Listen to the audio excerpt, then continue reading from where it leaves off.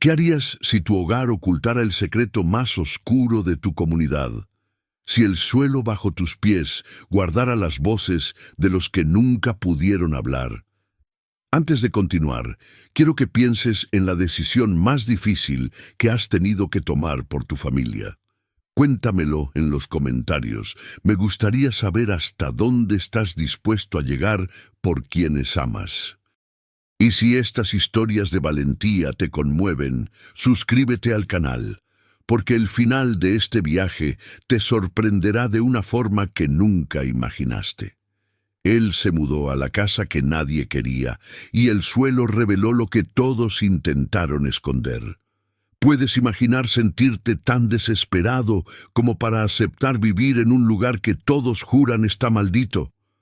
Parece el inicio de una leyenda, pero esta historia ocurrió de verdad en las montañas de Michoacán en el año 2015. Lo que este hombre descubrió bajo el suelo de aquella casa abandonada cambió no solo su destino, sino el de toda una comunidad que había vivido 40 años en silencio. El sol caía a plomo aquella tarde de agosto sobre el pueblo de San Isidro del Monte, una pequeña comunidad anclada entre cerros cubiertos de pinos y campos de aguacate que se extendían en terrazas verdes. El polvo se levantaba con cada ráfaga de aire caliente, cubriendo las humildes casas de adobe y los rostros curtidos de sus habitantes. Tomás Vega caminaba despacio por el sendero de tierra, llevando en sus brazos a su pequeño hijo Danielito, de apenas 3 años. Aferrado a su mano, venía su otro hijo, Santiago, un niño de 6 años con ojos grandes y una mirada que ya había visto demasiada tristeza para su corta edad. Tomás tenía 35 años, pero la vida le había tallado surcos en el rostro que lo hacían parecer mucho mayor. Su piel morena, antes tersa y llena de vida, ahora estaba marcada por el cansancio extremo y una pena profunda que no lo abandonaba. El cabello negro, antes siempre bien peinado cuando era maestro, ahora crecía desordenado y descuidado. Su camisa, que alguna vez fue de colores vivos, ahora estaba descolorida y remendada en varios lugares. Un testimonio silencioso de tiempos mejores que se sentían lejanos, casi como un sueño ajeno. Tomás no llevaba zapatos decentes. Sus guaraches gastados, agrietados y cubiertos de polvo conocían cada piedra del camino. Hacía solo 6 meses que su esposa Lucía había muerto. No fue repentino, fue cruel y lento. Cáncer de mama que la consumió durante 2 años de tratamientos que devoraron cada peso que tenían, cada ahorro, cada esperanza.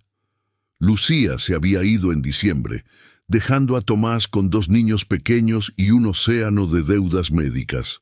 Durante los primeros meses después de su muerte, Tomás intentó seguir. Volvió a su trabajo como maestro de primaria en Morelia, pero algo dentro de él se había roto.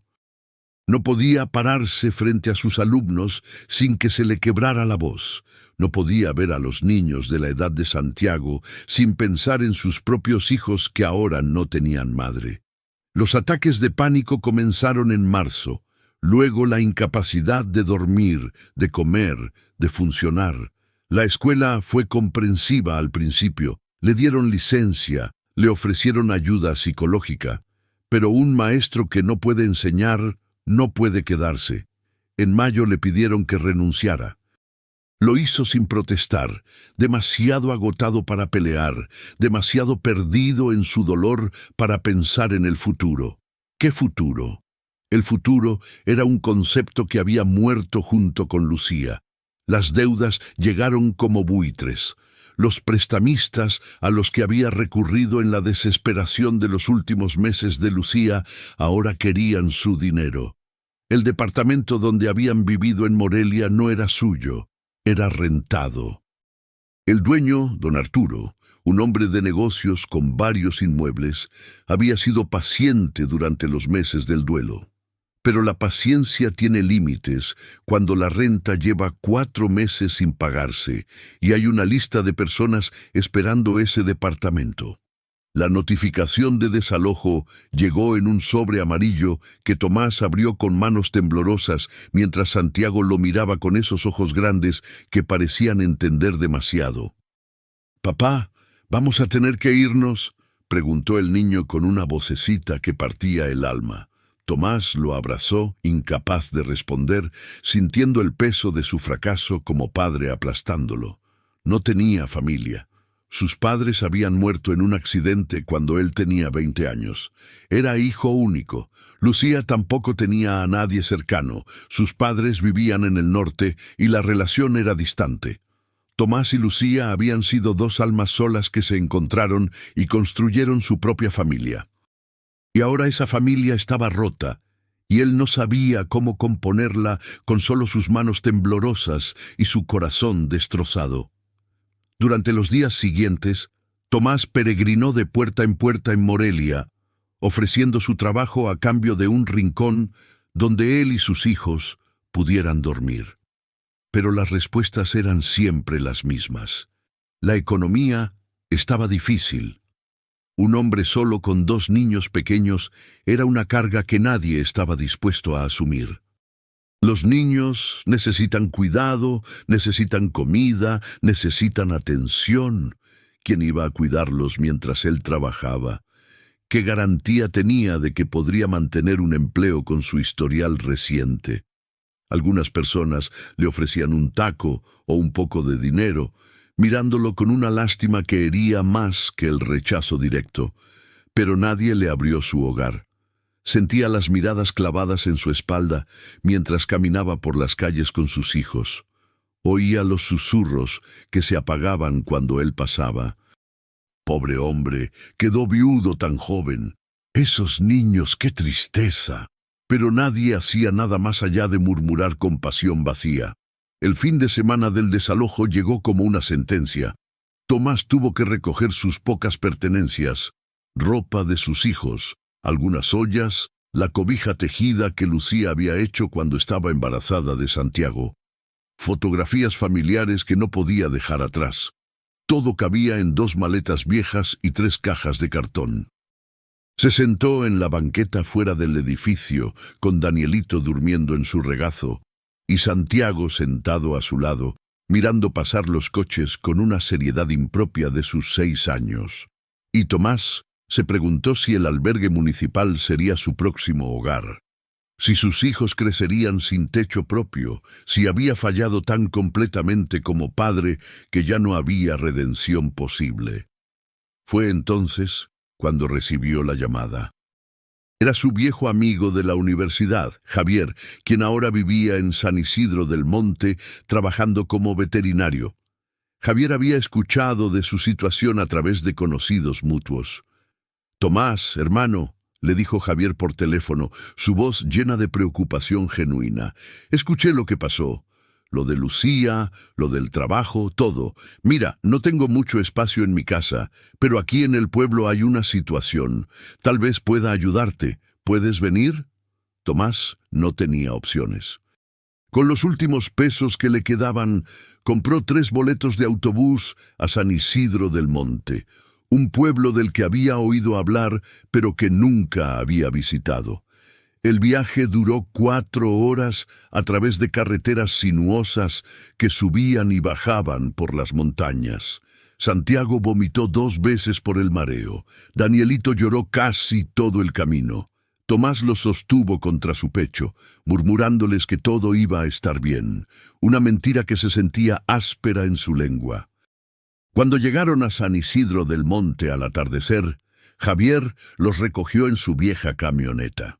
Su amigo había envejecido desde la universidad, ahora con algunas canas en las sienes y arrugas alrededor de los ojos, pero su sonrisa era la misma. «Bienvenido, hermano», dijo Javier, ayudándolo a subir las maletas. «Estos deben ser Santiago y Danielito. Mira qué grandes están ya». Les dio dulces a los niños, que los aceptaron tímidamente. Mientras manejaban por las calles empedradas del pueblo, Javier explicó: Mira, Tomás, la situación es complicada. No hay muchos empleos aquí. El pueblo vive del aguacate principalmente, y la temporada ya pasó. Pero hay algo. Hay una casa que nadie quiere. Está abandonada desde hace décadas. Tiene mala reputación. La gente dice que está embrujada. Puras tonterías, por supuesto, pero ya sabes cómo es la gente en estos lugares. Tomás sintió un peso en el estómago. ¿Por qué me cuentas esto?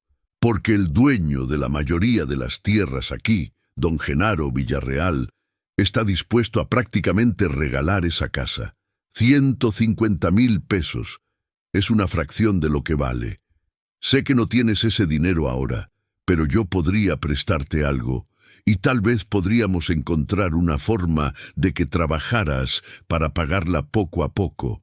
Lo importante es que tendrías un techo para tus hijos, sin renta, sin propietarios que puedan echarte. 150,000 pesos. Era una cantidad imposible para Tomás, que no tenía ni 15,000 en este momento. Pero la idea de un lugar propio, de no depender de la caridad o la paciencia de nadie, era tentadora como un espejismo en el desierto. ¿Por qué está tan barata?, preguntó Tomás, su instinto de maestro activándose. ¿Qué tiene de malo? Javier suspiró. Tiene historia, historia fea. Fue la casa del último presidente municipal que tuvimos antes de que cambiara el sistema en los años 70. Un tipo llamado Rodolfo Santana. Durante la Guerra Sucia, cuando el gobierno perseguía activistas y estudiantes, esa casa fue un lugar oscuro. Dicen que torturaban gente ahí, que desaparecieron personas. Cuando todo terminó, Santana huyó del pueblo y la casa quedó abandonada. Nadie la quiere por eso, por la historia, por los rumores de que está embrujada. Tomás sintió un escalofrío. Conocía esa época, la había enseñado en sus clases de historia.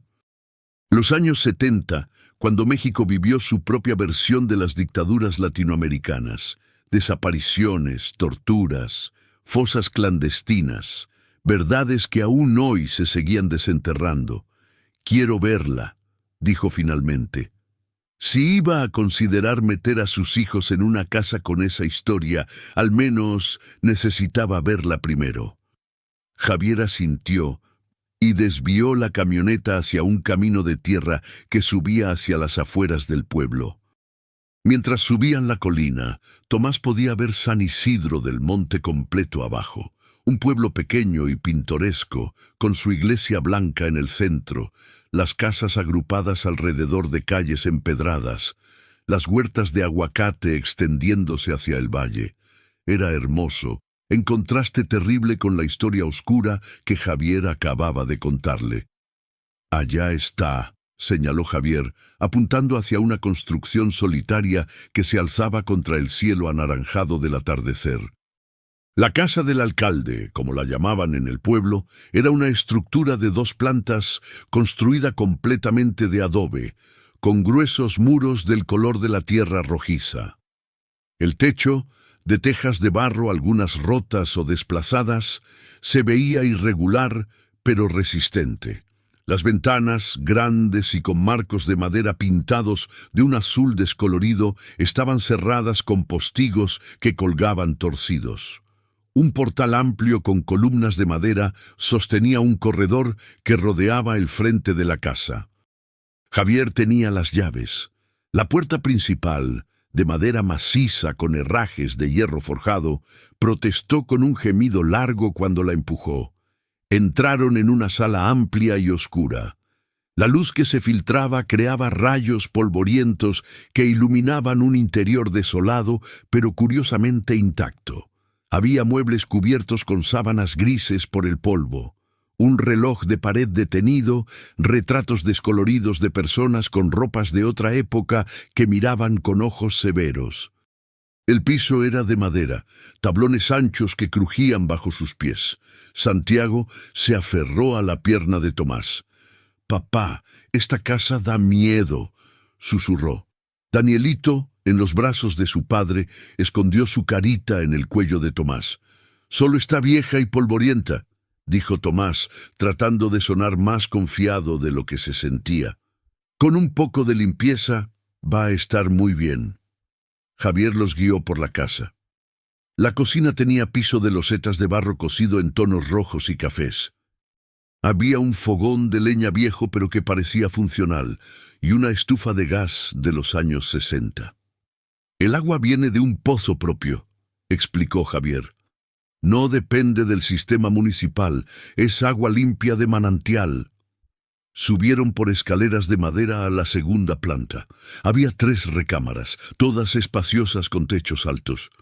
La principal tenía un balcón pequeño, desde el cual se dominaba todo el valle. Tomás salió al balcón sintiendo cómo la madera protestaba bajo su peso, pero aguantaba. Desde allí podía ver el pueblo entero, los caminos serpenteando entre las huertas, las montañas azules en la distancia. El silencio era absoluto, roto solo por el canto de los pájaros. Era tan diferente del ruido constante de Morelia. «¿Qué dices, Tomás?», preguntó Javier.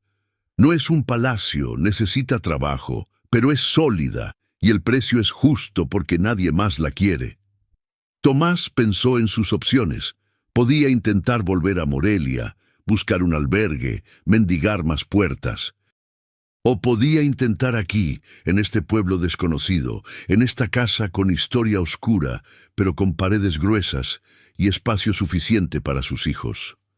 Una casa propia, aunque viniera con fantasmas.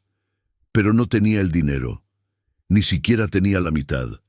Javier, yo ni siquiera tengo 50,000 pesos en este momento. No sé cómo podría... Su amigo levantó una mano.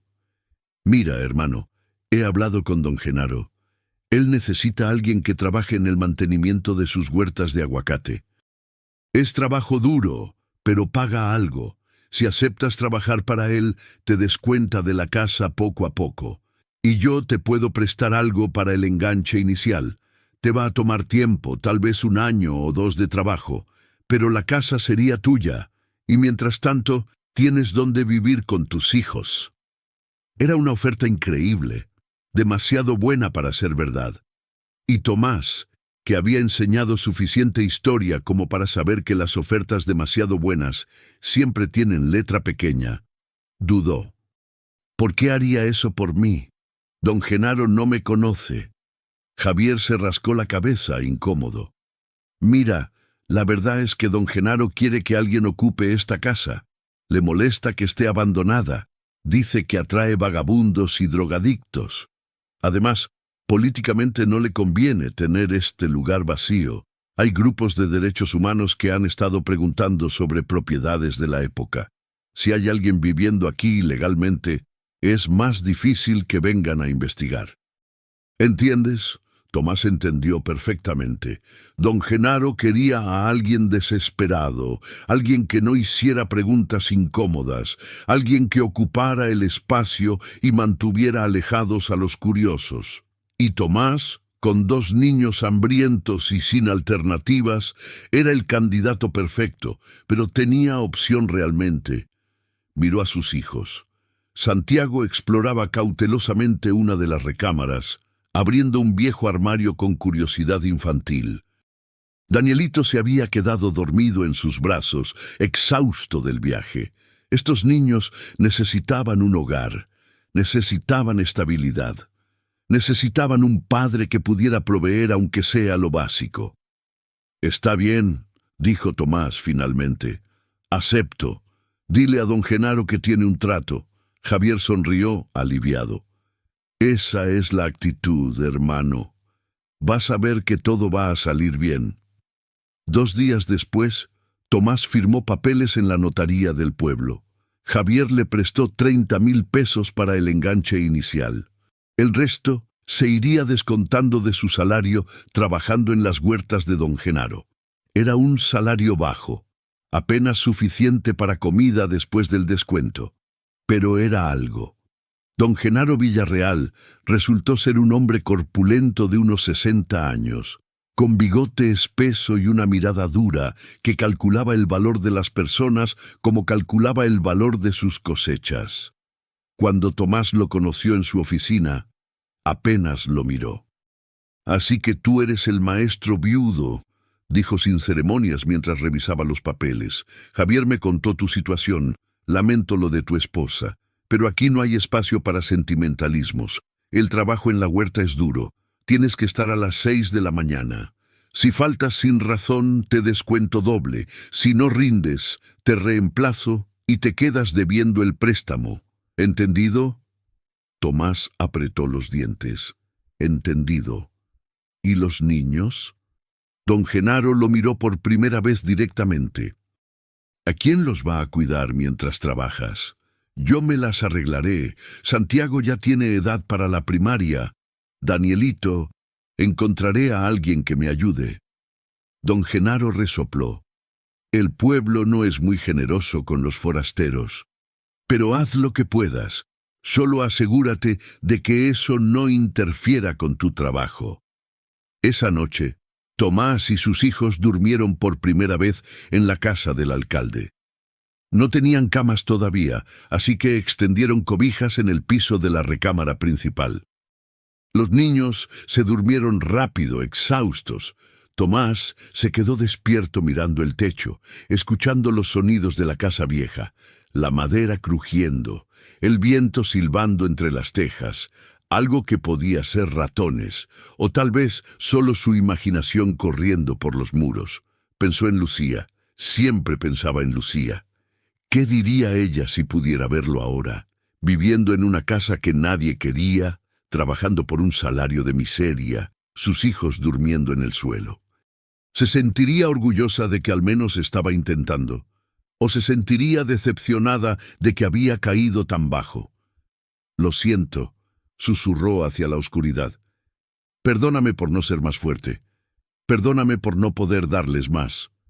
No hubo respuesta, por supuesto. Solo el silencio de la casa vieja y el peso aplastante de su responsabilidad como el único padre que sus hijos tenían ahora. Y en ese silencio, mientras se quedaba dormido finalmente, Tomás no sabía que bajo el suelo donde descansaba, enterrado bajo capas de tierra y tiempo y secretos, yacía algo que cambiaría su vida para siempre. Las lluvias comenzaron. Las lluvias llegaron con una furia que nadie había visto en años. No eran las lluvias suaves de octubre, sino tormentas violentas que azotaban las montañas día y noche, convirtiendo los arroyos en ríos furiosos y los caminos en lodazales imposibles. El cielo se oscurecía por las tardes y descargaba agua durante horas, acompañadas de truenos que hacían temblar los muros gruesos de adobe de la casa del alcalde. Tomás se despertaba cada noche al sonido de Santiago llorando, asustado por los relámpagos que iluminaban la recámara con luz blanca y fantasmal. Danielito, demasiado pequeño para entender, solo se aferraba más fuerte a su padre y chupaba su pulgar, un hábito que había desarrollado desde la muerte de Lucía. El trabajo en las huertas de don Genaro era brutal bajo la lluvia. Tomás regresaba cada tarde empapado hasta los huesos, cubierto de lodo, con las manos agrietadas y sangrantes del trabajo constante. No era trabajo de maestro, era trabajo de bestia de carga. Pero era trabajo y le daba un techo a sus hijos. Una vecina del pueblo, doña Refugio, una mujer robusta de unos 50 años que vivía colina abajo, había aceptado cuidar a Danielito durante el día por un precio módico que Tomás apenas podía pagar. Santiago había empezado en la escuela primaria del pueblo, donde los otros niños lo miraban con curiosidad y mantenían cierta distancia, como si la desgracia de ser el hijo del forastero que vivía en la casa maldita fuera contagiosa. Pero la casa estaba revelando sus debilidades bajo el asalto constante de la lluvia. Tomás había descubierto goteras en la sala, colocando cubetas y ollas para recoger el agua que se filtraba a través de las tejas rotas. El agua se acumulaba en charcos en diferentes partes de la casa, y por más que Tomás trapeara, siempre había más. Fue en la cocina donde notó el problema más serio. Una mañana, Al entrar a preparar el desayuno para los niños, sintió que el piso cedía ligeramente bajo su pie derecho. Se detuvo. Probó de nuevo. Definitivamente había movimiento en las losetas de barro cocido cerca del rincón donde estaba el viejo fogón de leña. Se arrodilló y examinó el área. Varias losetas estaban agrietadas, otras se habían levantado de su mortero. Cuando presionó con la mano, sintió que había un espacio hueco debajo, como si el relleno se hubiera erosionado o hundido. Y entonces lo vio. Una línea oscura casi imperceptible que corría a lo largo del piso siguiendo un patrón rectangular. No era aleatoria, era deliberada. Tomás fue a buscar su linterna y se acostó en el piso, iluminando las grietas desde diferentes ángulos. Definitivamente había un espacio debajo, un espacio grande. Pasó sus dedos por las líneas y sintió aire fresco subiendo desde las grietas. Esto no era solo daño por humedad. Había algo más. «Papá, ¿qué haces?», preguntó Santiago desde la puerta, todavía en pijama, frotándose los ojos. Tomás se incorporó rápidamente. «Nada, mijo, solo revisando el piso. Hay una filtración. Ve a vestirte para la escuela, ¿sí?».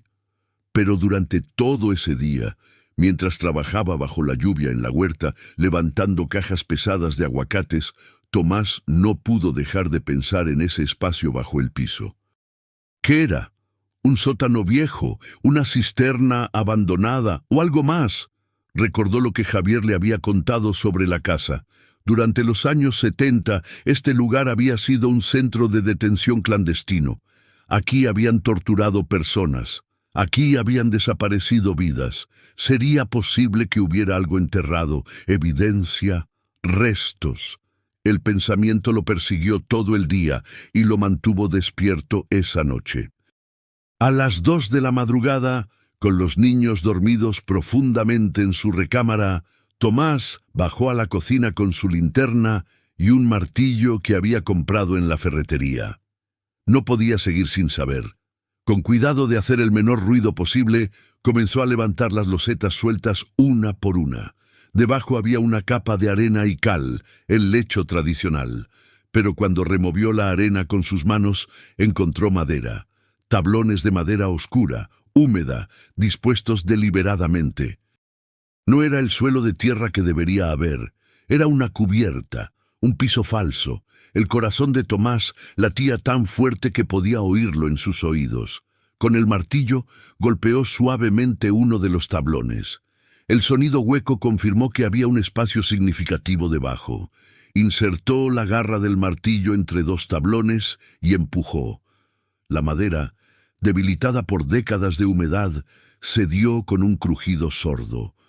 Un olor subió desde el espacio revelado. Tierra húmeda, aire estancado, algo antiguo. Tomás alumbró con la linterna hacia el interior y lo que vio lo dejó paralizado. No era un simple espacio de cimientos, era una cámara, un cuarto pequeño excavado intencionalmente bajo la cocina, con paredes de tierra compactada y un techo bajo sostenido por vigas de madera. Y en el piso de tierra, parcialmente cubiertas por lonas de plástico negro que se habían deteriorado con el tiempo, había cajas. Varias cajas de madera y metal. Y junto a ellas, envueltos en hule, paquetes atados con cuerda. Tomás sintió que no podía respirar. Esto no era normal. Esto era intencional. Alguien había construido esta cámara específicamente para ocultar algo. Y por las precauciones tomadas, ese algo debía ser muy importante. Removió más tablones hasta crear una abertura suficiente. Miró hacia la escalera para asegurarse de que los niños seguían dormidos arriba, luego descendió con cuidado a la cámara. El techo era tan bajo que tuvo que agacharse. El espacio medía aproximadamente 3 metros por 3, apenas suficiente para moverse. Se acercó a la primera caja, una caja de madera con herrajes de metal oxidado. La lona de plástico se desmoronó al tocarla. Con manos temblorosas abrió la caja. Dentro había documentos, cientos de documentos amarillentos, expedientes mecanografiados, fotografías en blanco y negro, cartas manuscritas. Pero también había algo más, objetos envueltos en tela. Tomás desenvolvió uno con cuidado y casi dejó caer la linterna. Era una máscara ceremonial prehispánica, de jade genuino, con incrustaciones de obsidiana formando ojos que parecían mirar a través del tiempo. Era exquisita, antigua, invaluable. Tomás, que había enseñado historia, reconoció el estilo. Purépecha, probablemente de hace más de 500 años. Desenvolvió otro objeto, un pectoral de oro trabajado con una precisión que quitaba el aliento. Luego otro, una vasija de cerámica pintada con glifos que él no podía leer, pero que sabía representaban algo importante, alguna historia antigua. Las manos le temblaban mientras abría la segunda caja. Más artefactos, una máscara funeraria de turquesa, figurillas de jade, ornamentos de oro, códices enrollados que parecían milagrosamente preservados en sus tubos de cuero. Era un tesoro arqueológico, una colección que debería estar en un museo, no enterrada bajo el piso de una casa abandonada. Pero, ¿por qué estaba aquí? ¿Cómo había llegado aquí? Entonces vio los documentos más de cerca. Uno era una carta fechada en 1974, escrita a mano con tinta azul en papel oficial. La leyó bajo la luz de su linterna. Estimado alcalde Santana, le confirmo la recepción de las piezas provenientes de la zona arqueológica de Tzintzuntzan. El pago acordado ha sido depositado en la cuenta que indicó. Agradezco su discreción en este asunto. Como discutimos, estas piezas nunca estuvieron oficialmente registradas, por lo que su ausencia no será notada. Atentamente, coleccionista privado. Tomás sintió un escalofrío. Esto no era solo un tesoro, era el producto de un saqueo. Durante los años 70, el alcalde Rodolfo Santana no solo había torturado y desaparecido personas, también había saqueado sitios arqueológicos, vendiendo piezas invaluables del patrimonio mexicano a coleccionistas privados. Estas cajas eran probablemente piezas que nunca logró vender antes de huir, o que guardó como su propio seguro. Siguió revisando los documentos. Había listas de artefactos con precios anotados. Había fotografías de excavaciones clandestinas en sitios arqueológicos. Había recibos de pago de cantidades enormes y había algo más, documentos que detallaban acuerdos con militares, con políticos estatales, con empresarios. No solo sobre el tráfico de antigüedades, sino sobre desapariciones, torturas, asesinatos. Tomás estaba leyendo la evidencia de crímenes múltiples, crímenes contra el patrimonio cultural, crímenes contra la humanidad, todo enterrado aquí, bajo el piso de esta casa esperando durante 40 años. Su mente corría a 1000 por hora. ¿Qué debía hacer con esto? Estos artefactos valían una fortuna que podría resolver todos sus problemas. Podría pagar sus deudas. Podría darles una vida decente a sus hijos. Podría salir de este pueblo y empezar de nuevo en cualquier lugar. Pero también sabía que estos artefactos eran patrimonio nacional. Pertenecían al pueblo de México, no a él. Venderlos en el mercado negro sería un crimen. Y los documentos eran evidencia de desapariciones forzadas. Familias que habían esperado 40 años por respuestas podrían finalmente tenerlas. Subió de la cámara con una de las cajas más pequeñas, colocándola sobre la mesa de la cocina. Miró los artefactos bajo la luz de la lámpara.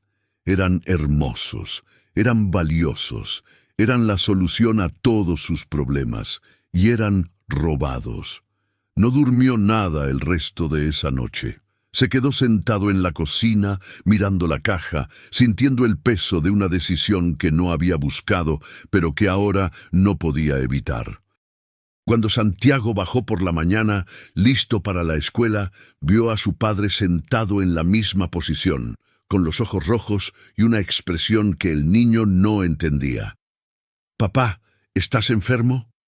Tomás lo miró y forzó una sonrisa. «No, mijo, solo cansado. Ve a despertar a tu hermano, les voy a preparar el desayuno». Esa mañana, después de llevar a Santiago a la escuela y a Danielito con doña Refugio, Tomás no fue a trabajar a la huerta. En su lugar, caminó hasta el consultorio veterinario de Javier. Su amigo estaba examinando a un perro cuando entró. «Tomás, ¿qué haces aquí? ¿No deberías estar en el trabajo?» «Necesito hablar contigo. Es urgente». Javier vio la expresión en su rostro y le dijo a su asistente que se encargara del perro. Llevó a Tomás a su oficina privada y cerró la puerta. ¿Qué pasó? Tomás le contó todo: la cámara bajo el piso, los artefactos, los documentos, todo. Javier lo escuchó en silencio creciente, su rostro palideciendo progresivamente. «Dios mío», murmuró finalmente. «Tomás, ¿tienes idea de lo que has encontrado? Esos artefactos, si son genuinos, estamos hablando de millones de pesos. Y los documentos, hermano, eso podría reabrir casos de desapariciones, podría implicar a familias enteras que todavía tienen poder en este estado». «Lo sé, por eso necesito consejo. ¿Qué hago?» Javier se frotó la cara. «Mira, yo no soy la persona indicada para esto, pero te voy a decir algo que tal vez no quieras oír.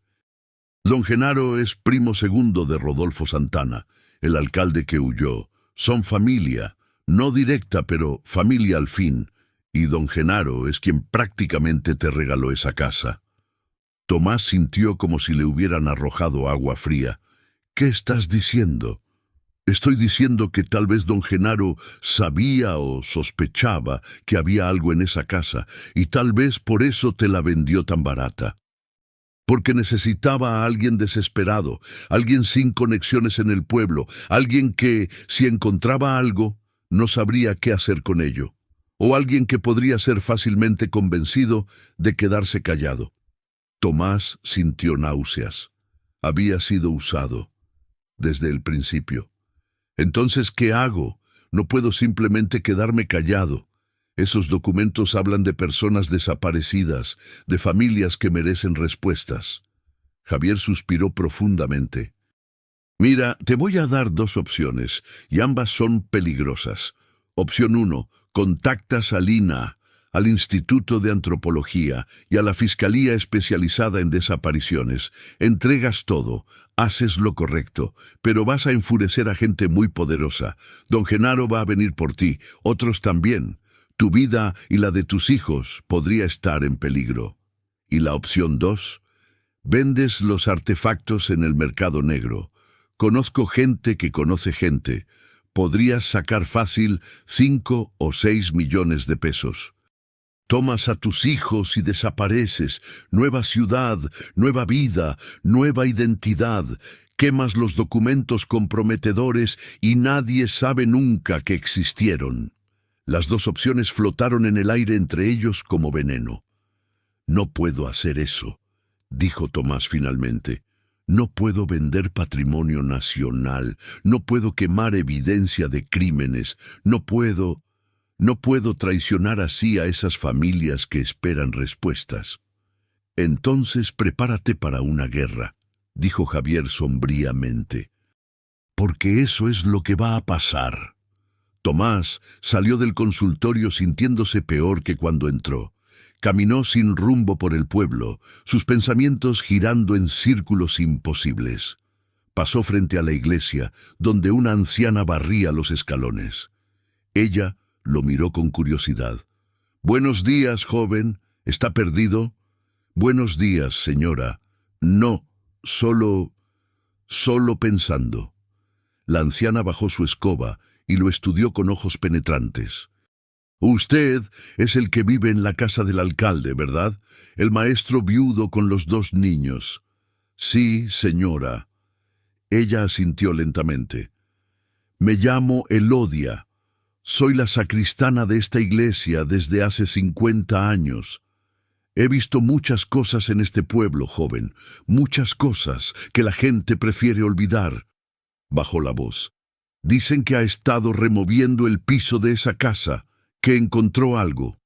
Tomás se tensó. ¿Quién dice eso?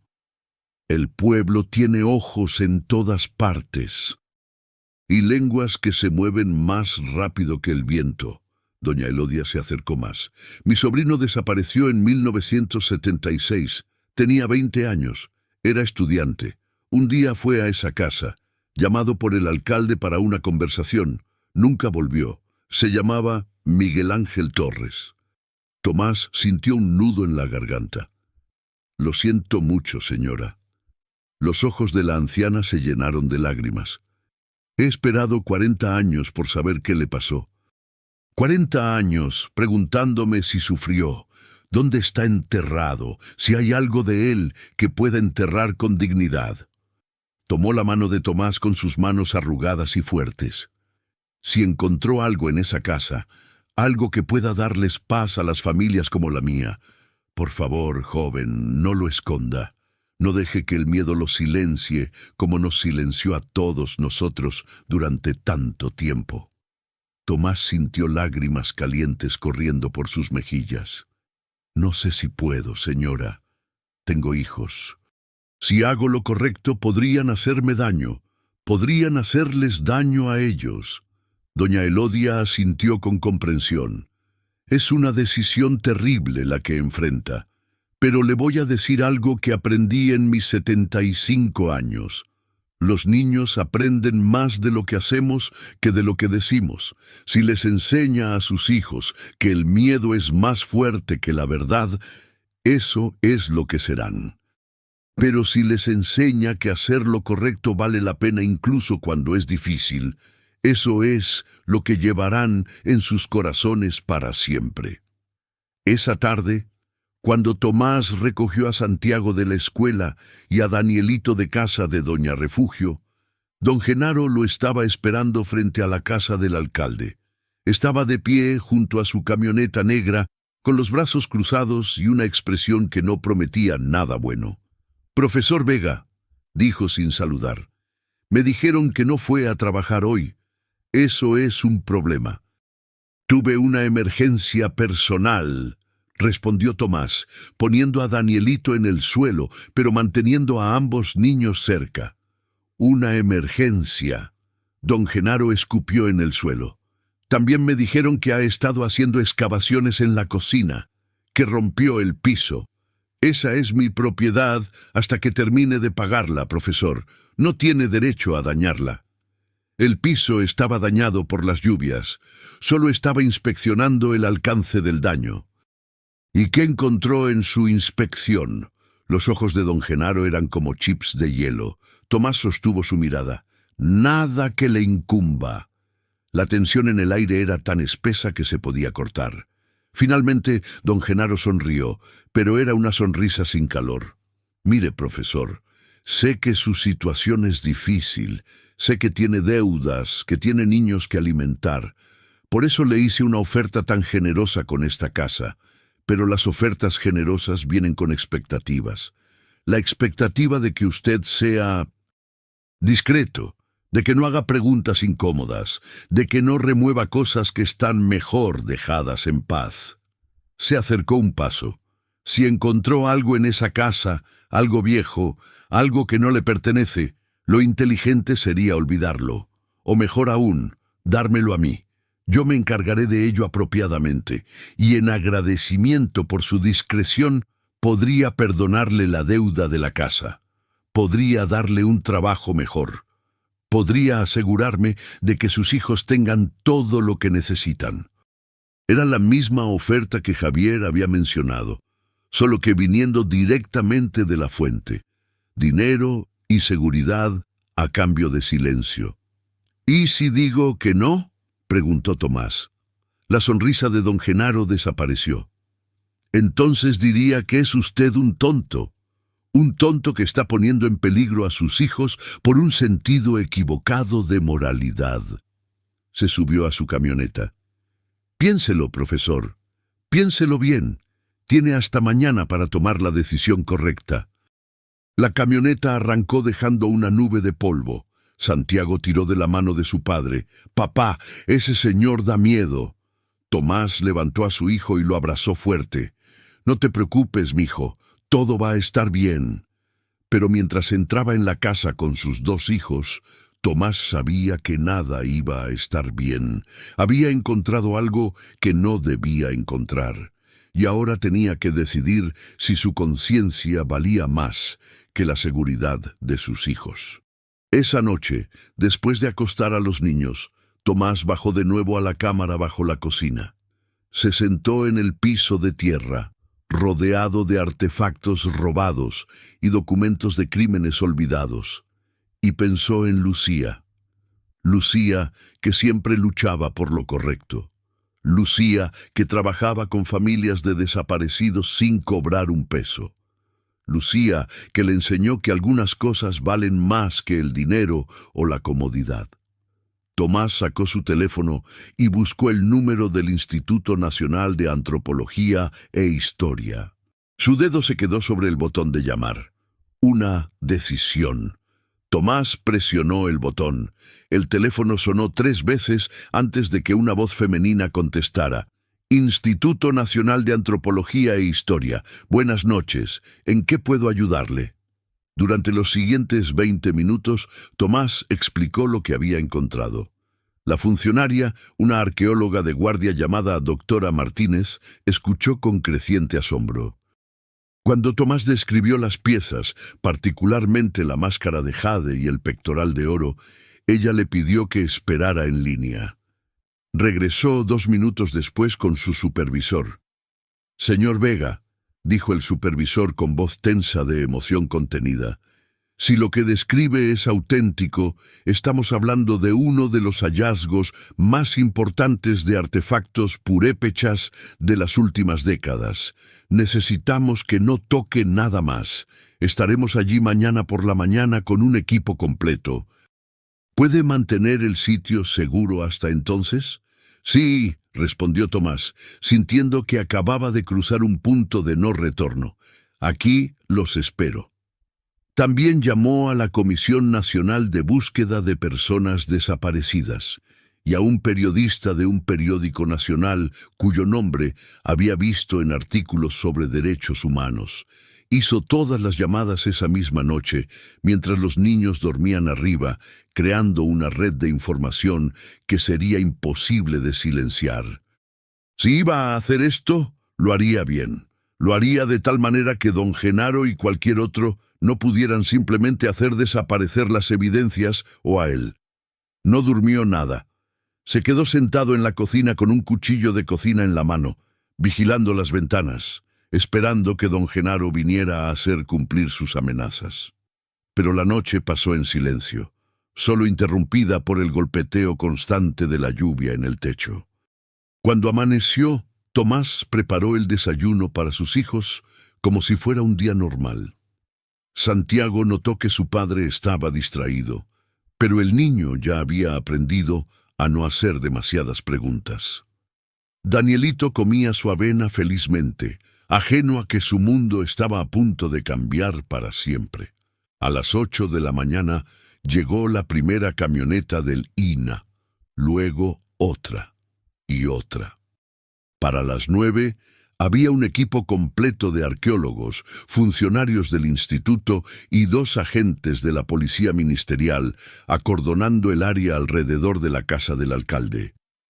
La doctora Martínez, una mujer de unos 40 años con lentes y el cabello recogido en una cola de caballo, bajó a la cámara con linterna y cámara.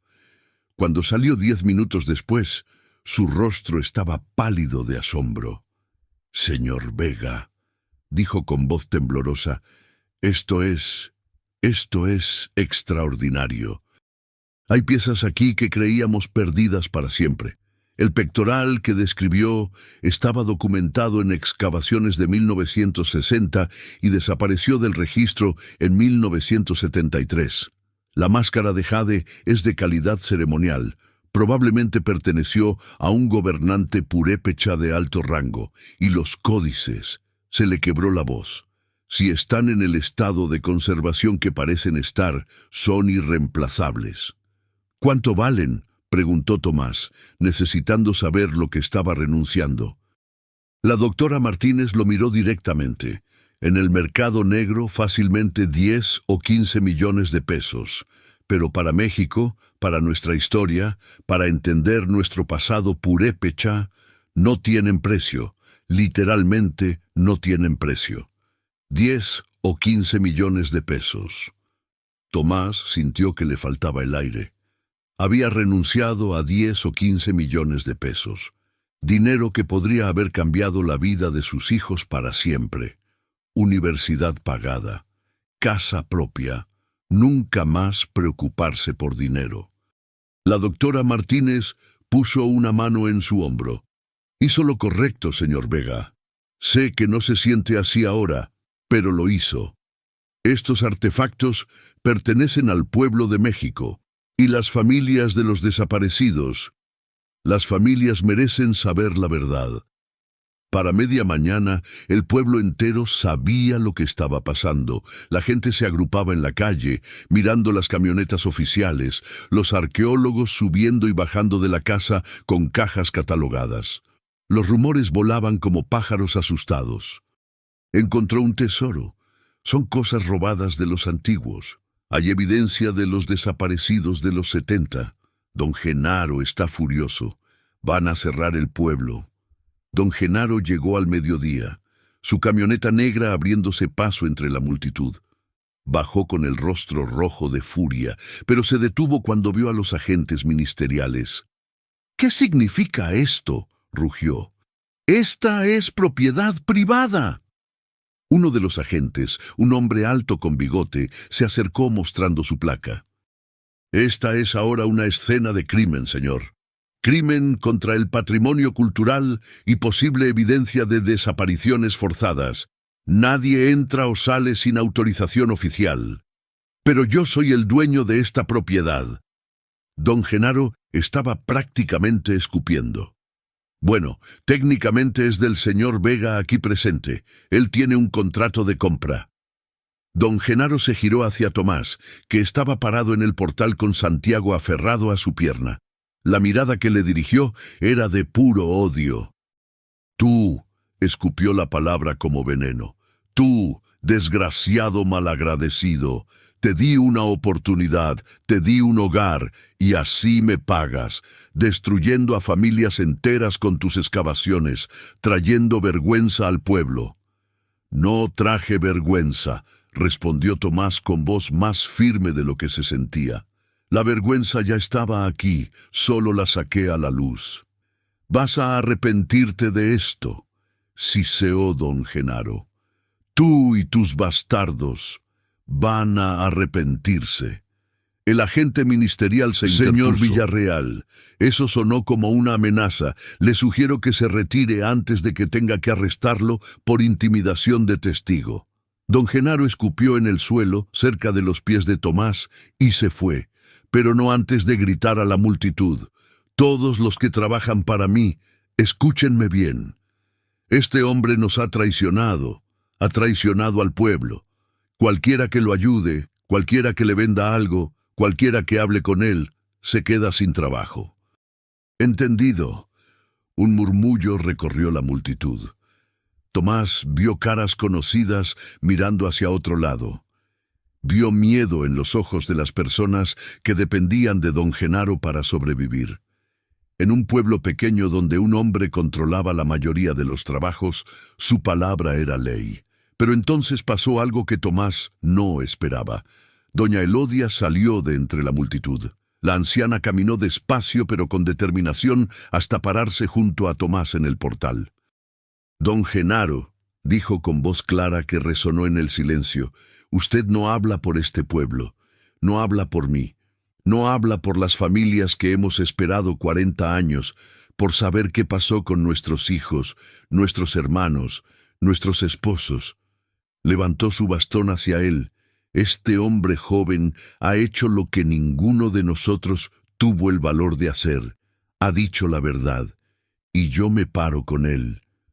Hubo un momento de silencio absoluto. Luego, otra persona salió de la multitud. Un hombre mayor, encorvado, con overol de trabajo. Yo también. Mi hermano Rafael desapareció en el 77. También me paro con él. Una mujer de mediana edad. Mi tío Martín. Me paro con él. Uno por uno. No todos, pero suficientes.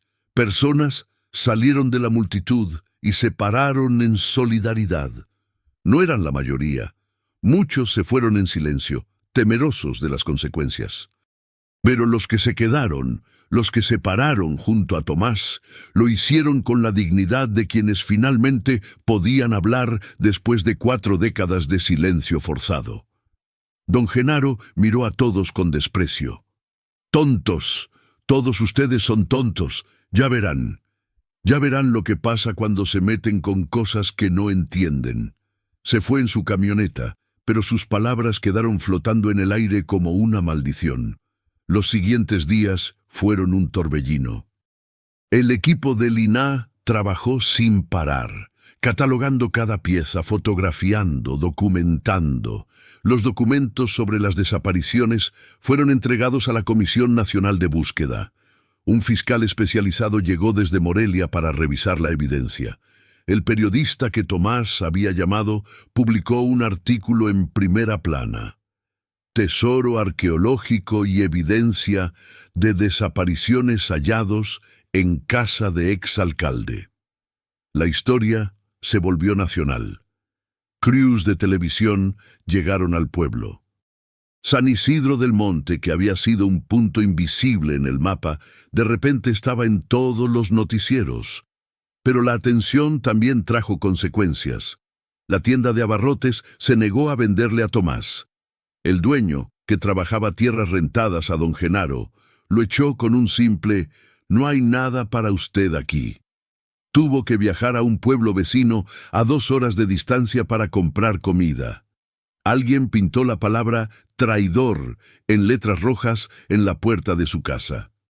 Sus llantas amanecieron ponchadas. Santiago volvió de la escuela con un ojo morado.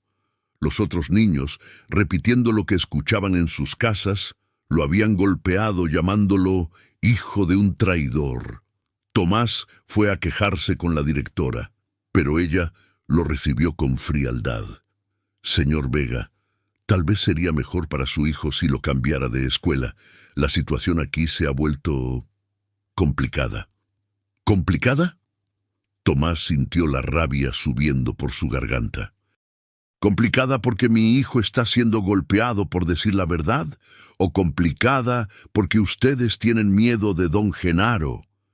La directora no respondió, pero su silencio fue respuesta suficiente. Esa noche, Tomás se sentó con Santiago y curó su ojo morado con hielo envuelto en una toalla. «¿Papá?», preguntó Santiago con su vocecita. «¿Hice algo malo? ¿Por eso todos están enojados?». Tomás sintió que se le partía el corazón. «No, mijo, no hiciste nada malo. Yo hice algo. Hice lo correcto, pero a veces hacer lo correcto hace enojar a la gente equivocada». «¿Por qué?». Era una pregunta imposible de responder a un niño de 6 años. Porque a veces las personas prefieren las mentiras cómodas a las verdades incómodas. Pero eso no significa que debamos dejar de decir la verdad. Santiago pensó en esto por un momento. Mamá siempre decía la verdad, aunque la hiciera enojar a la gente. Tomás abrazó a su hijo, sintiendo lágrimas calientes en sus ojos. «Sí, mijo, tu mamá siempre decía la verdad y estaría muy orgullosa de nosotros ahora». Pero esa noche, acostado en el piso junto a sus 2 hijos dormidos, Tomás se preguntó si había hecho lo correcto. Sí, había devuelto patrimonio nacional. Sí, había dado respuestas a familias de desaparecidos. Pero, ¿a qué costo? Sus hijos estaban siendo castigados por sus decisiones. Estaban siendo aislados, atacados, convertidos en parias por algo que él había hecho. ¿Valía la pena? Realmente valía la pena. Una semana después del descubrimiento, la doctora Martínez volvió con noticias. Señor Vega, el INAH y el gobierno del Estado han tomado una decisión. Dada la importancia histórica de los artefactos encontrados y su conexión con este lugar específico, se ha decidido convertir la casa del alcalde en un museo regional, un museo dedicado a la cultura purépecha y también un memorial a las víctimas de desapariciones forzadas de los años 70. Tomás la miró sin comprender. ¿Un museo? Sí, aquí mismo, en su casa. Bueno, técnicamente ya no sería su casa. El gobierno compraría la propiedad a precio justo de mercado. No el precio ridículo que pagó, sino el valor real. Estamos hablando de aproximadamente 2 millones de pesos. Y además, necesitaríamos un director para el museo, alguien que conozca la historia del lugar, alguien con formación educativa. El salario sería de 40,000 pesos mensuales, con beneficios completos. Lo miró significativamente. ¿Conoce a alguien que pudiera estar interesado en ese puesto? Tomás sintió que no podía respirar. 2 millones de pesos más, un salario estable. Era más dinero del que había visto en su vida. Era la solución a todos sus problemas económicos. ¿Por qué yo?, logró preguntar. Porque usted sacrificó una fortuna para hacer lo correcto, porque tiene la confianza de las familias de los desaparecidos, porque es maestro y sabe cómo educar. Y porque francamente, señor Vega, nos impresionó. En un mundo donde mucha gente hubiera vendido esos artefactos sin pensarlo 2 veces, usted eligió el camino difícil. Ese es exactamente el tipo de persona que queremos cuidando este patrimonio. Pero la oferta venía con una condición. Necesitaban que la casa estuviera vacía para comenzar las renovaciones en 1 mes. Tomás y sus hijos tendrían que mudarse temporalmente. El museo tardaría aproximadamente 6 meses en estar listo. ¿Y dónde viviríamos durante esos 6 meses?, preguntó Tomás. La doctora Martínez dudó. Eso tendrá que resolverlo usted. Podemos darle un adelanto del pago, digamos $500,000 de pesos ahora mismo, para que pueda establecerse en algún lugar. El resto cuando firme los papeles finales. $500,000 de pesos. Era una fortuna. Pero también significaba dejar San Isidro del Monte, dejar al pequeño grupo de personas que lo habían apoyado, empezar de nuevo en otro lugar. Otra vez. Esa tarde, Tomás caminó por el pueblo con Danielito en sus brazos y Santiago de la mano. Necesitaba pensar, necesitaba aire. Pasó frente a la iglesia donde doña Elodia estaba barriendo como siempre. «Don Tomás», lo llamó ella. «Venga, siéntese un momento». Se sentaron en los escalones de la iglesia. Los niños jugaban con algunas piedritas mientras los adultos hablaban. «Han sido días difíciles», dijo doña Elodia. «Sí, pero va a mejorar. Van a convertir la casa en un museo. Van a pagarme bien. Puedo darles una buena vida a mis hijos». «Eso es maravilloso». La anciana sonrió, pero había tristeza en sus ojos.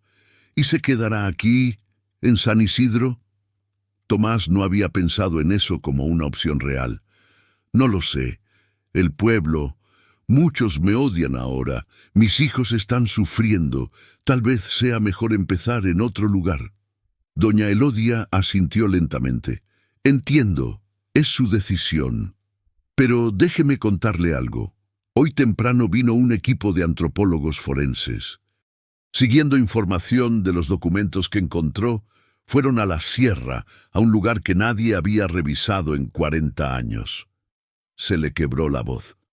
Encontraron restos. 12 personas hasta ahora. Van a hacer pruebas de ADN, pero creen que uno de ellos podría ser mi sobrino Miguel Ángel. Tomás sintió un nudo en la garganta. 40 años, don Tomás. 40 años preguntándome dónde estaba, y ahora, gracias a usted, tal vez pueda finalmente enterrarlo con dignidad. Tal vez pueda finalmente decirle adiós. Las lágrimas corrían por las mejillas arrugadas de la anciana. Eso no tiene precio. Lo que usted hizo, lo que sacrificó para hacer lo correcto, nos devolvió algo que creíamos perdido para siempre. No solo los cuerpos de nuestros seres queridos, nos devolvió nuestra dignidad. Esa noche, mientras acostaba a sus hijos, Santiago le preguntó: «Papá, ¿vamos a tener que irnos de aquí?» Tomás miró a su hijo. «Tal vez». «¿Tú qué quieres?», Santiago pensó por un momento. «Quiero quedarme. Aquí está la tumba de mamá, y doña Elodia es amable conmigo, y a Danielito le gusta jugar con los pollitos de doña Refugio», bajó la voz. «Sé que algunos niños son malos conmigo, pero tú dijiste que hiciste lo correcto, y mamá siempre decía que hacer lo correcto es lo que importa». De la boca de un niño de 6 años salió la respuesta que Tomás había estado buscando. No se iban a ir, se iban a quedar. Iban a enfrentar el rechazo, la hostilidad, las consecuencias, porque huir no era la respuesta. Quedarse y construir algo mejor, eso era la respuesta. Pero esa decisión de quedarse, iba a ser puesta a prueba de una manera que Tomás nunca imaginó. 3 noches después, alguien prendió fuego al cobertizo exterior de la casa. Tomás se despertó por el grito de Santiago. «¡Papá, papá, hay fuego!». Se levantó de un salto y corrió a la ventana. El cobertizo exterior, donde guardaba herramientas y leña, estaba envuelto en llamas que subían hacia el cielo nocturno como dedos naranjas hambrientos. El fuego ya era grande, las llamas alcanzando varios metros de altura, empujadas por el viento directamente hacia la casa principal. «Santiago, toma a tu hermano», ordenó Tomás con voz firme a pesar del pánico. «Bajen las escaleras, despacio pero rápido. ¿Entiendes?». El niño, con ojos enormes de miedo, asintió. Tomás lo vio cargar a Danielito, que lloraba confundido, y comenzar a bajar. Tomás lo siguió, pero se desvió hacia la cocina. Los artefactos, los documentos, ya no estaban allí. Elina se los había llevado todos para catalogación y custodia, pero había fotografías, copias, evidencia secundaria que aún no había tiempo. Sus hijos primero, siempre sus hijos primero. Salió corriendo por la puerta principal, llevando a los niños hacia la zona segura lejos de la casa. Desde allí vio cómo el fuego del cobertizo comenzaba a saltar hacia el techo de la casa, las tejas viejas y secas encendiéndose como yesca. «¡Auxilio!», gritó hacia el pueblo. «¡Fuego! ¡Ayuda!».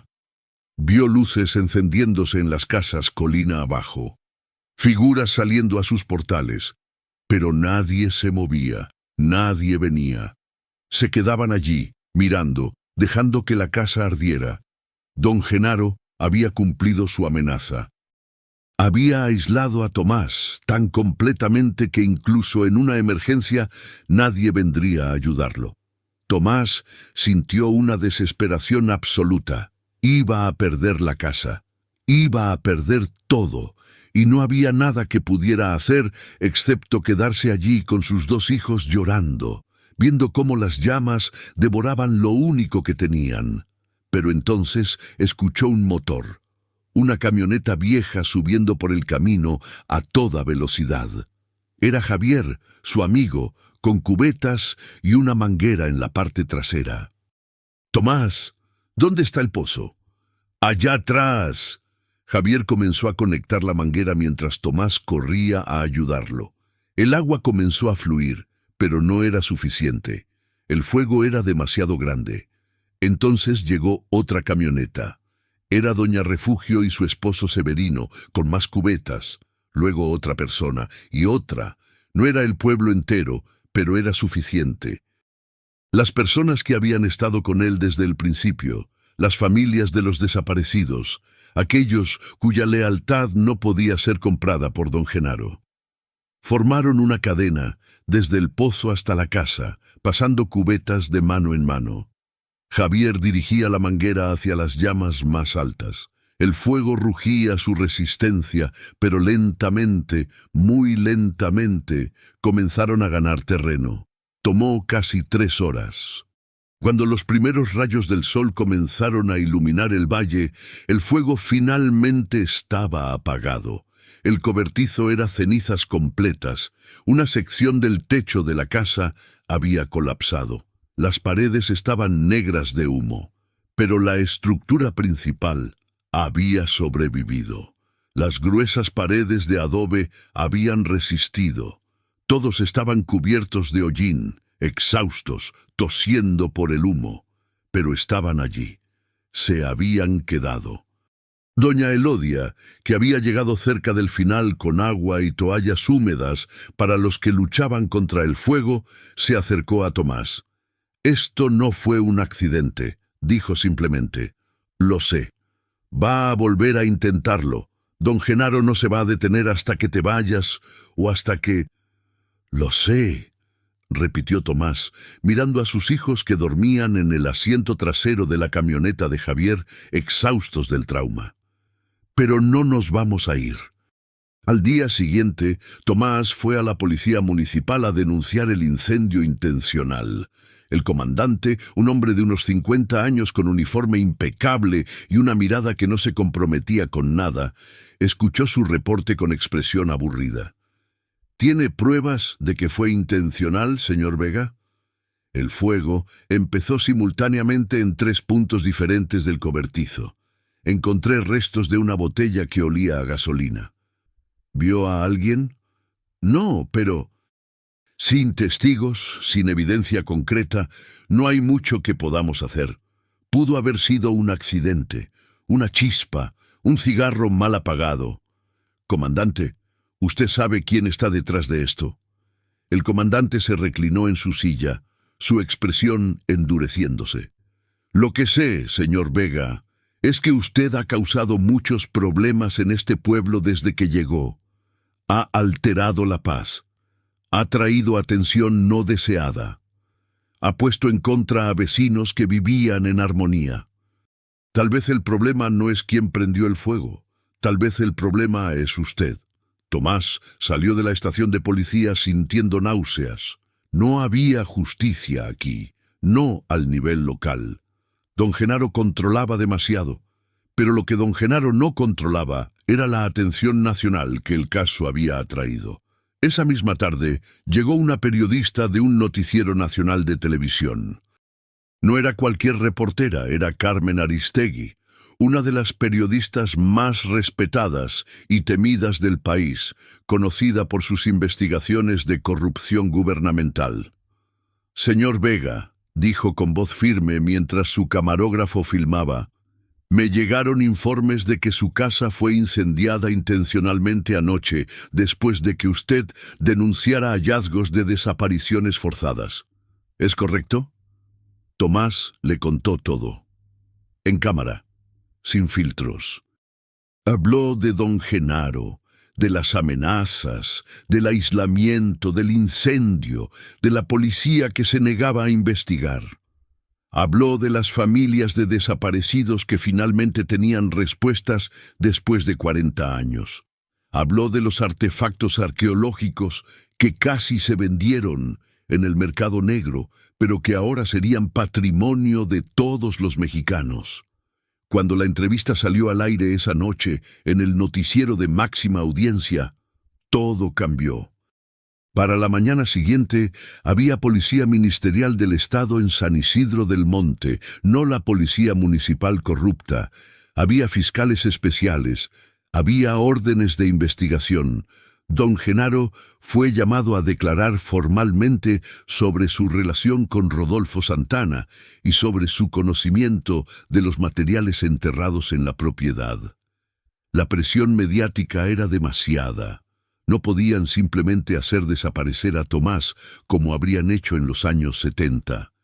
El país entero estaba mirando. 3 días después del incendio, Don Genaro renunció a todos sus cargos en el municipio, citando razones de salud. Su imperio de negocios comenzó a desmoronarse bajo el escrutinio. Los trabajadores que había controlado con miedo durante décadas comenzaron a hablar, a denunciar abusos laborales, salarios injustos, coerción. No fue justicia completa. Don Genaro era viejo y rico. Probablemente nunca pisaría una cárcel. Pero su poder estaba roto. Y eso era algo. Las semanas siguientes fueron de reconstrucción. La casa fue reparada con fondos del gobierno estatal que había decidido acelerar el proyecto del museo dada la atención nacional. Arquitectos especializados en conservación llegaron para asegurarse de que las reparaciones respetaran la estructura original mientras la reforzaban. Tomás, mientras tanto, se mudó temporalmente con sus hijos a una casa que doña Elodia le ofreció, una casita pequeña pero acogedora detrás de la iglesia. Ya no pagaba por cuidado de Danielito. Doña Refugio se negó a aceptar dinero después del incendio.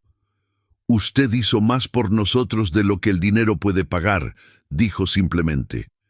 Santiago volvió a la escuela, y aunque algunos niños seguían siendo hostiles, otros comenzaron a acercarse, influenciados por el cambio de viento en el pueblo.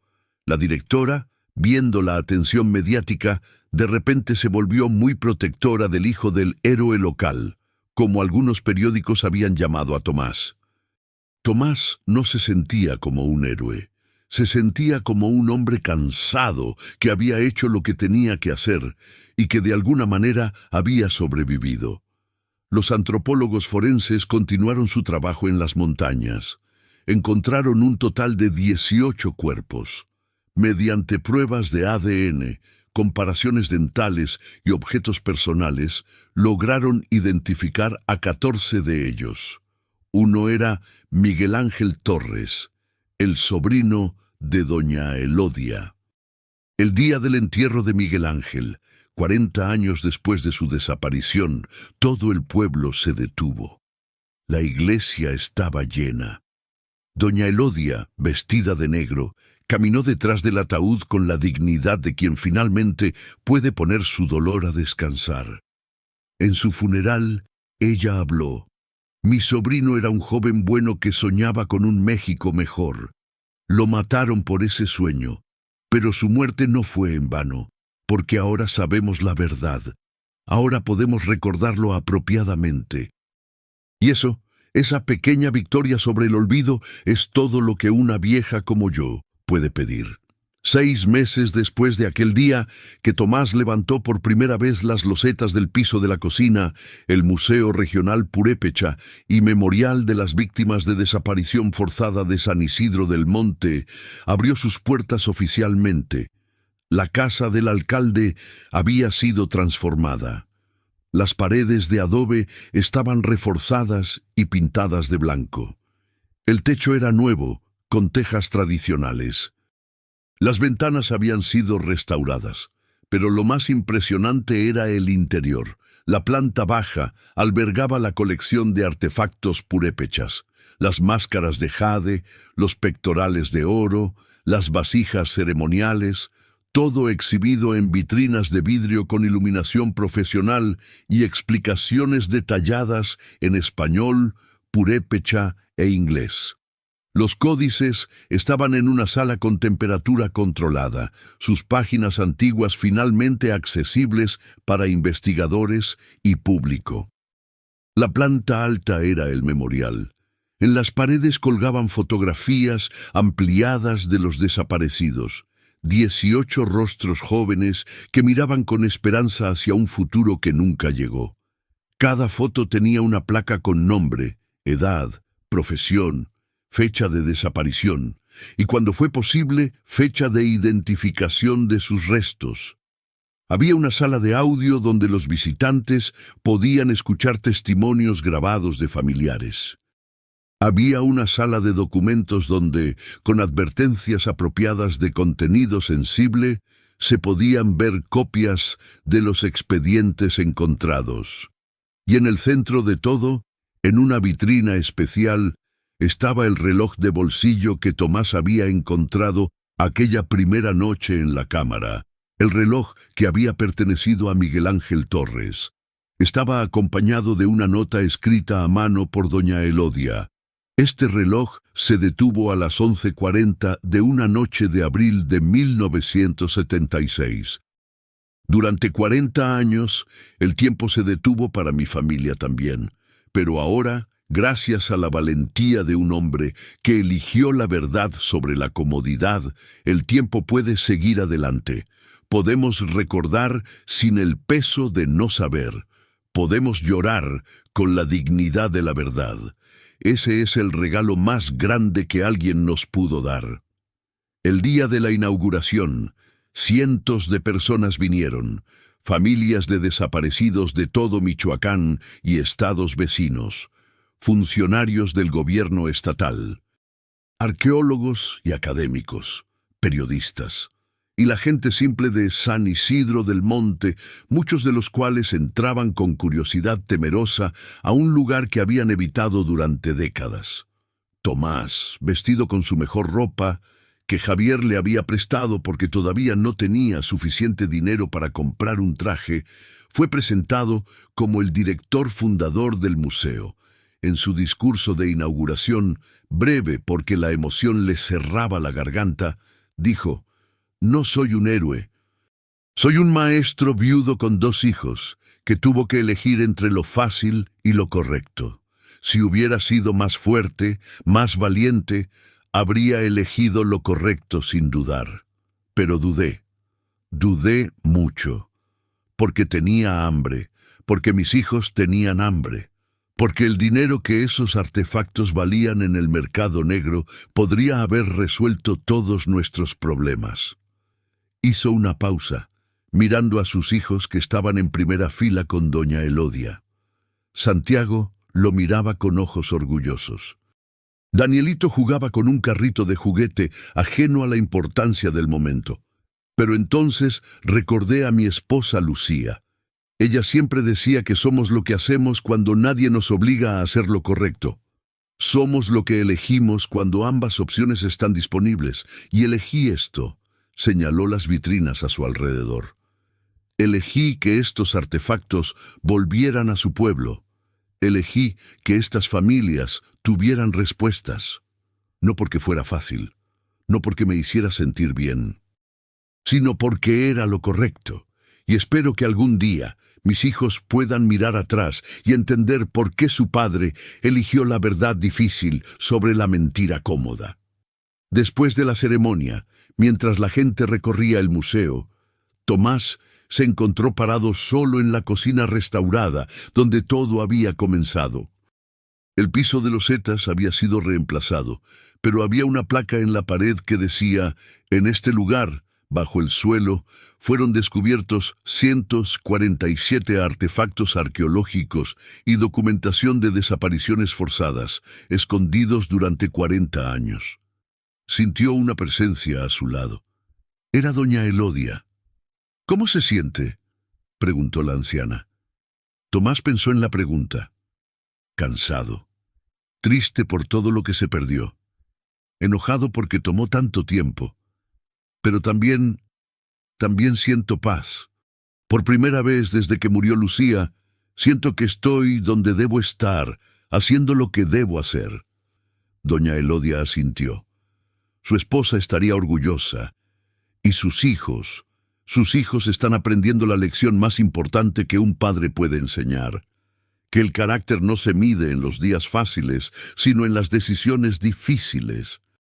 Esa noche, después de que todos se fueron, después de que el museo cerró sus puertas y el pueblo se sumió en el silencio, Tomás subió con sus hijos a la recámara que ahora era su pequeño apartamento en la segunda planta del museo. Era parte de su compensación como director, vivienda en el sitio. Mientras acostaba a Santiago y Danielito en sus nuevas camas de verdad, no cobijas en el suelo, Santiago le preguntó: «Papá, ¿mamá puede vernos desde el cielo?». «Creo que sí, mijo». Entonces ella sabe lo que hiciste, lo que hicimos, y está orgullosa, ¿verdad? Tomás besó la frente de su hijo. Sí, mijo, creo que está muy orgullosa de los dos. Se quedó un momento mirando a sus hijos dormir. Estos dos pequeños seres humanos que dependían completamente de él, que habían sufrido tanto en tan poco tiempo, que habían perdido a su madre y casi lo pierden a él también, pero que estaban aquí, vivos, seguros, con un techo sobre sus cabezas y un futuro delante de ellos.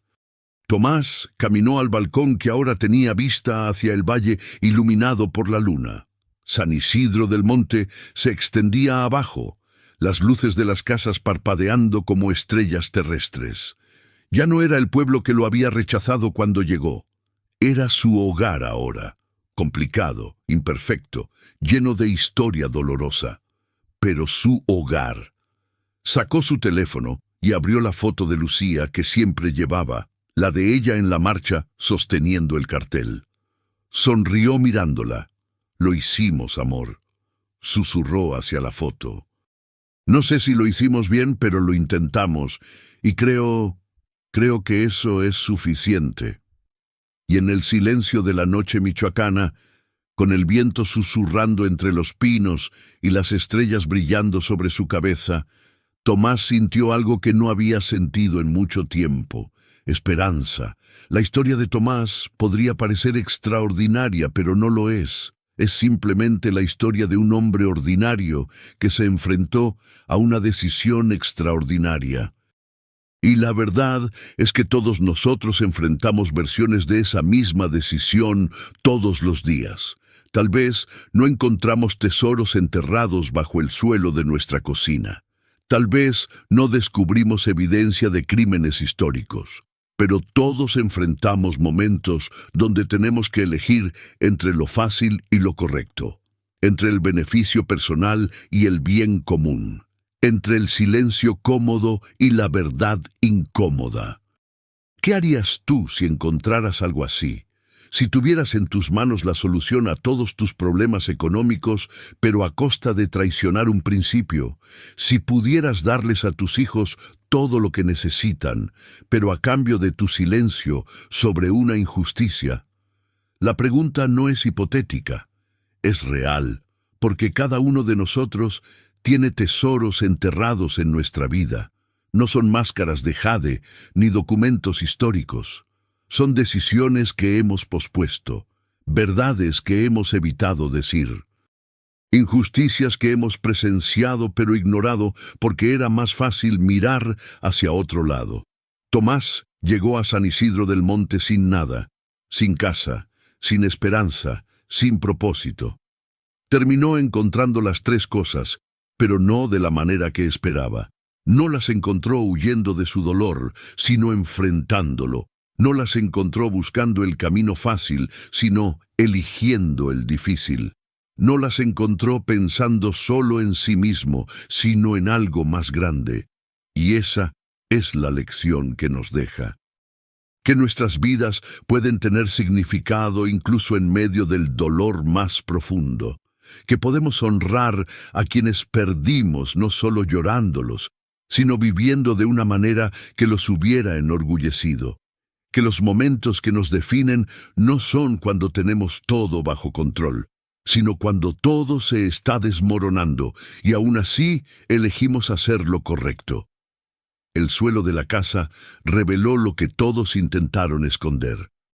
Pero más importante aún, reveló lo que Tomás llevaba dentro de sí mismo todo el tiempo: la fuerza para continuar, el coraje para elegir correctamente y el amor suficiente por sus hijos como para enseñarles con el ejemplo que la integridad no es negociable. Si esta historia te tocó el corazón, si sentiste algo especial durante el viaje de Tomás, entonces compártela. Porque hay otras personas que necesitan escuchar esto. Personas que están paradas frente a sus propias decisiones difíciles y necesitan el coraje para elegir correctamente. Personas que han perdido su propósito y necesitan saber que todavía pueden encontrarlo en los lugares más inesperados. Cuéntanos en los comentarios. ¿Alguna vez has enfrentado una decisión donde lo correcto era lo difícil? ¿Qué elegiste? ¿Te arrepientes o estás orgulloso de tu decisión? No hay juicio aquí. Solo historias humanas de personas reales tratando de hacer lo mejor que pueden. Y si conoces a alguien que está pasando por un momento difícil, que siente que todo está perdido, que no ve salida, compártele esta historia. Porque lo que Tomás nos enseña es que los finales no están escritos, que podemos cambiar nuestra historia incluso cuando parece que ya no hay opciones, que el suelo bajo nuestros pies puede esconder tesoros que nunca imaginamos si solo tenemos el valor de excavar. Recuerda siempre, los verdaderos tesoros no son de oro ni de jade, son la dignidad de vivir con integridad, son el respeto que ganamos cuando hacemos lo correcto aunque nos cueste, son las lecciones que dejamos a nuestros hijos no con palabras sino con acciones. Son las vidas que tocamos, las verdades que defendemos, el coraje que mostramos cuando sería más fácil rendirnos. El viudo se mudó a la casa que nadie quería, y el suelo reveló lo que todos intentaron esconder. Pero lo más importante que reveló fue algo que estaba dentro de él todo el tiempo, la capacidad de ser exactamente el tipo de persona que sus hijos, su esposa fallecida y él mismo podían estar orgullosos de ser. ¿Qué revelará tu propio suelo cuando finalmente tengas el valor de mirar debajo? ¿Qué tesoros de carácter, de integridad, de valentía están esperando ser descubiertos en lo más profundo de quién eres? La respuesta está en ti. Siempre ha estado en ti. Solo hace falta el valor de excavar lo suficientemente profundo para encontrarla.